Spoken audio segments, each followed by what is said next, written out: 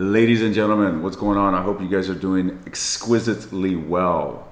I'm going to be deconstructing some fundamental understandings regarding the art of divination, tarot reading. All right, I've been doing tarot for 17 years, and this is over half of my life. Okay, it's a tool that I have used to facilitate my development in so many ways, ladies and gents. And it is filled with magic for those that have the magic within them. To begin with, I want to give you my perspective on how tarot works. Following this, we're going to get into the understanding of how the subconscious works and how it relates to tarot reading, as tarot is literally a book of symbols. That's what you're reading. You're not reading letters, you are reading symbols, okay? Which, when combined with different formulas, gives you different understandings, gives you different messages and different meanings, okay? So let's jump straight into it. How does tarot work? Many people think that the magic is in the cards, or that the message is coming from the cards. But that's not what I've come to understand after 17 plus years of reading tarot.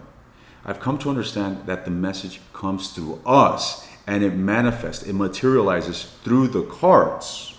The cards are simply a tool to facilitate our thoughts in being clear or being lucid, okay? Without the cards, we can most certainly tap into the energy, but it's kind of difficult for us to grasp that message and conceptualize what the energy is telling us. So again, through the cards, we are able to organize the message and make sense of the energy that is coming through. Now, to further elaborate on channeling energy, every single tarot card holds a specific vibration, which is encoded within its illustration. Okay? So this is the thing about tarot, is that one needs to have experience with it. You need to have a relationship with the symbology of each card. For instance, I'm going to use religion. Consider a cross. Those avid churchgoers, to them, a cross holds a massive and potent symbol.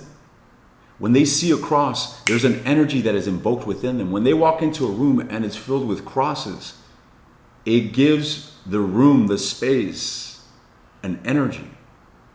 Well, similar to a cross, that is a symbol, each tarot card holds a specific intelligence that speaks to you personally. What I see through this card will be different from what you see. There has to be a sense of connecting to a higher self if you are wanting to read intuitively. And what I mean by this is that you can either invoke a spirit that you have a familiarization with, a spirit guide, maybe an ancestor, maybe your higher self. Now, what I personally do is that I tap into my higher self, and my higher self essentially is a part of me which is connected to the entire universe. In a sense, my higher self is God. It is the closest aspect of me to God. Everything is God, including my lowest form. Nevertheless, the way I do this is simply it's paramount that you seek to embody this higher aspect of you, this higher sense of consciousness. You don't want to be coming from work, stressed the fuck out, be yelling at your kids, and then you're reading tarot. Yes, it's possible, but you're not going to have that profound insight that you want, that reality-changing insight, that reality-altering perception. Tarot can be a very mystical experience, ladies and gents, if you make it a mystical experience. Through each symbol, the subconscious is activated. I'll give you an example. I can show you a rose, and instantly you will start to think about love. The subconscious mind works through symbology. Unlike the analytical mind deconstructs nuances, the subconscious categorizes in a greater scheme. What I mean by this is that A single symbol can hold 1,000 words. Now, there are social conditions, such as the color white is holy and the color black is evil. Or if we see a heart, that means love. However, each of these meanings can be deconstructed and reprogrammed and recreated. To a Christian, a cross can be a symbol of holiness. To another individual, it is a wooden stake in which men were murdered upon. Which one is right? Which one is real? It depends who you ask. That's why I seek to urge you to create your own personal relationship with the meanings, with the symbols of the cards. There is no fixed way of reading tarot, so do not limit yourself. Understand that you are the creator of the message. You are the one leading this conversation.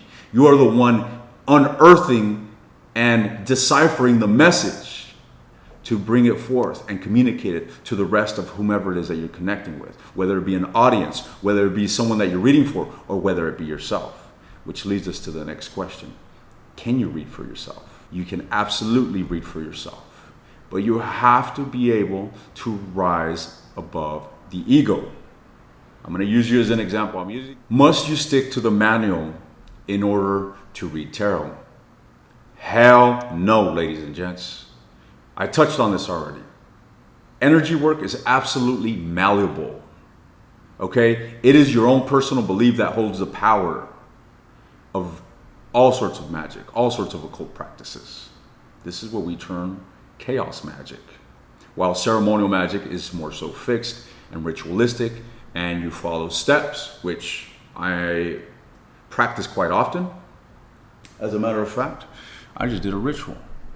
I'm sure you can see that. Anyways, I often have an altar burning all the time. And the reason why, because I wake up every morning and I tap into the energy and I invoke the energies, and having a candle burning in my altar simply is a portal that is continuously allowing a specific intelligence, a specific vibration, which I draw as a magician, into my sacred space.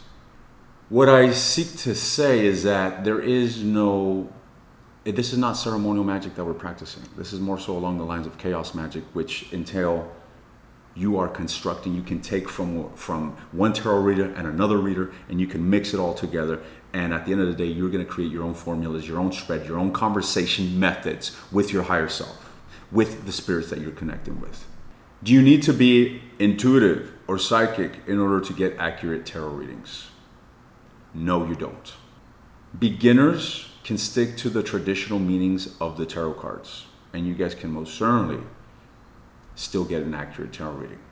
But as I mentioned, each one of those reflects an inner aspect of us. The magician, the analytical mind, the conscious. The high priestess, the subconscious. The empress, the emotions. And it extends far. I'm telling you, there's different layers to being able to read tarot. So you must be open to learning about everything. You must be open to reprogramming your mind. The idea, for instance, the idea of the devil card. You show this to a God-fearing Christian, and best believe that this individual more than likely will be swayed to not pick up a tarot deck. Why?